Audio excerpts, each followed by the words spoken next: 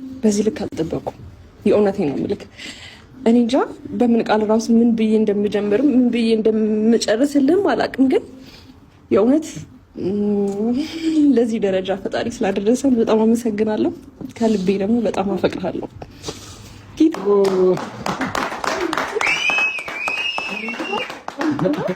የምሬ ነው ብላችሁ እናንተም አክብራችሁ እዚህ ድረስ ስለመጣችሁ በጣም አመሰግናለሁ ሁላችሁንም። እናንተ እንዴ ሙዜ ምንሽ እንዴ እስካሁን አላወቅሽም እንዴ? ሙዜ ምን ቆይ አልተረሳም። አላየሻትም ነበር ሙዜን? እስካሁን አላየኋትም። እንኳን ደህና መጣሽ። ሰላም በል። የሆነም እህትሽ አለች። እህቴንም አገኘኋት። ሁላችሁንም ሰላም ብያችኋለሁ። ወንድምሽ